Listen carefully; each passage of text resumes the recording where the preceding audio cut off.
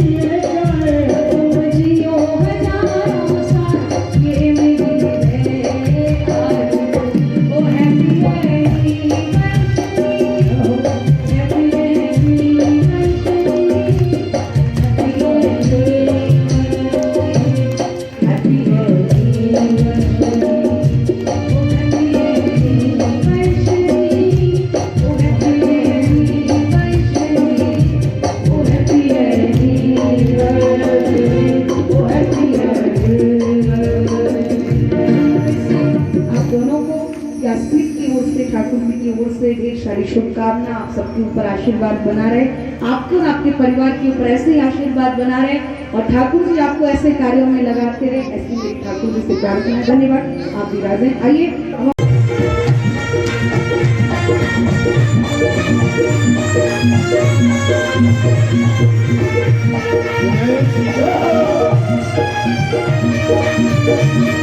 राधे राधे राधे राधे गोविंद गोविंद राधे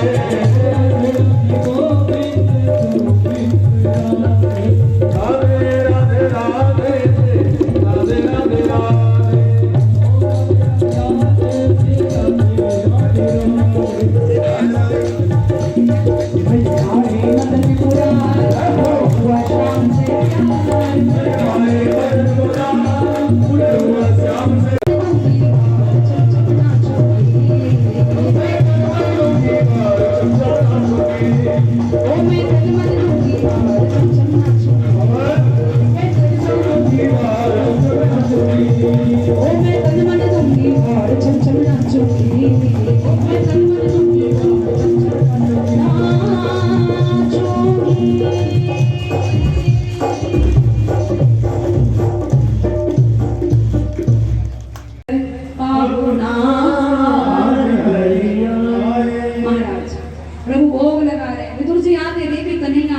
बोले आते होंगे, नहीं आ चुके हैं। विदुर जी ने आकर के देखा महाराज इतने माही विदुर घर आए। विदुर जी ने देखा तेरे भगवान है, हमसे बहुत बड़ा अपराध हो गया, भगवान को छिलके खिला रही है। खोटे खारे वचन सुनाए, खोटे खारे वचन सुनाए, छिलका देत श्याम मुख माही, छिलका देत श्याम मुख माही, कहाँ गमाई तेरी भावना आज हरि आए।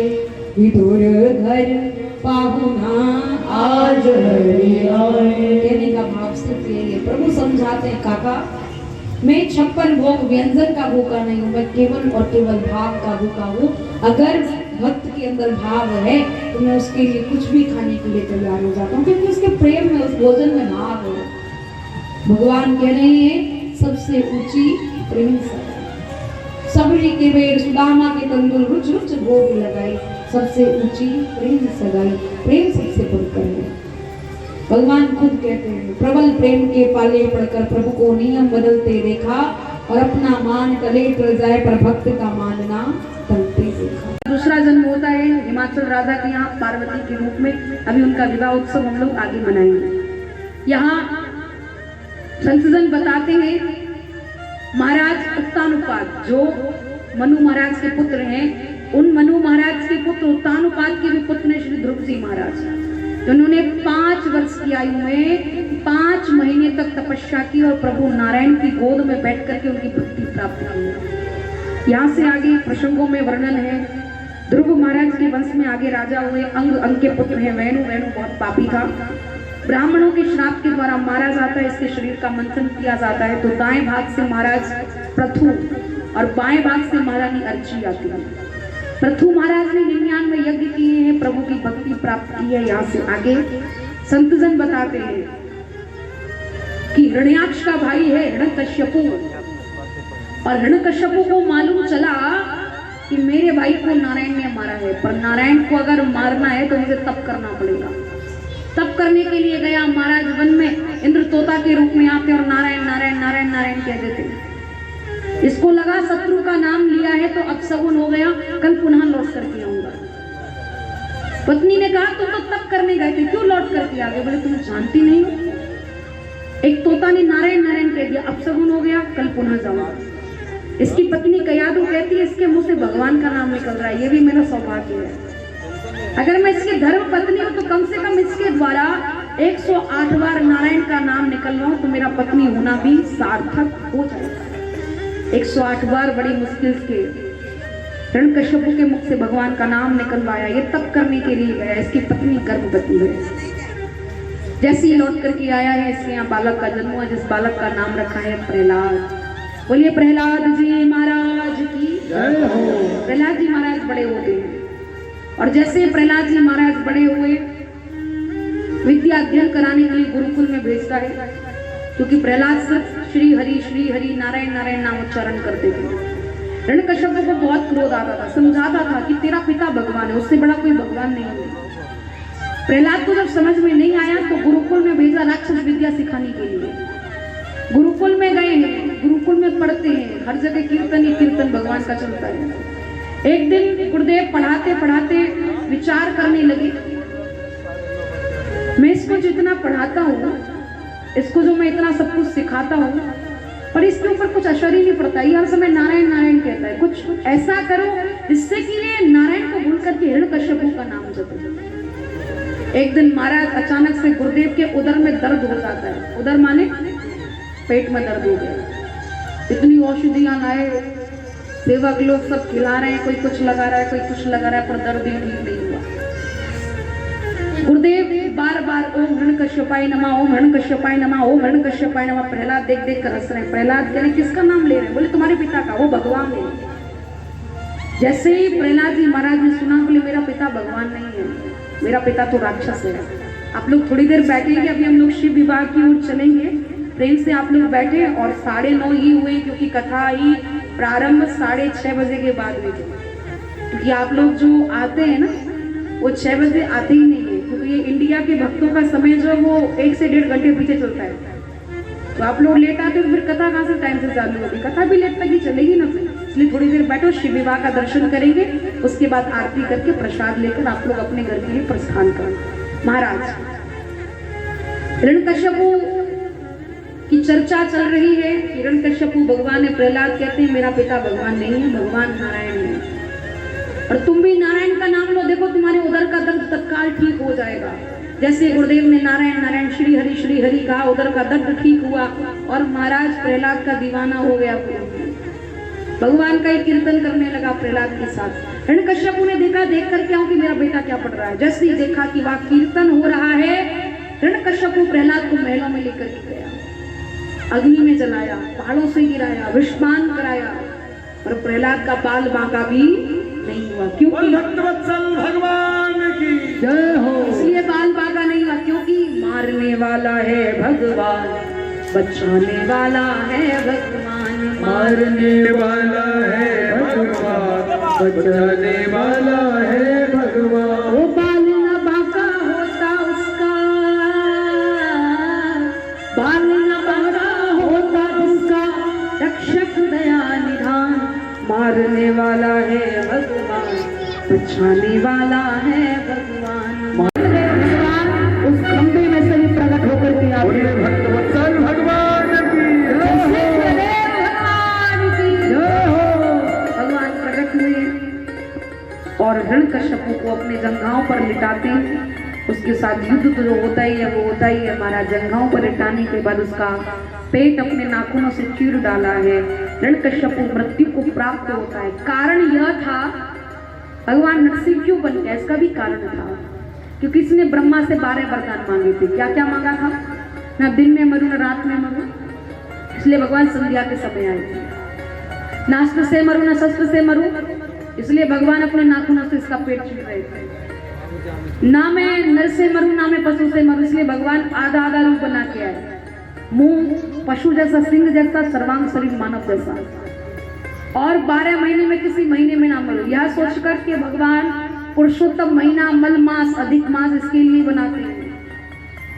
ना घर के अंदर ना घर के बाहर, भगवान ने इसकी घर की चौखट पर बैठ करके इसे मारा है। इसने कहा था कि ब्रह्मा की बनाई सृष्टि में किसी से ना मरूं। भगवान कहते हैं मैंने ही तेरे ब्रह्मा को बनाया है, ना कि तेरे ब्रह्मा ने मुझे बनाया। आज तो वो भी तुझे नहीं बचाने आए। हिरण्यकश्यपु मारा जाता है। प्रभु प्रहलाद को अपनी गोद में बिठाते हैं, उसको उपदेश देते हैं और राजा बना करके अंतर ध्यान होते हैं।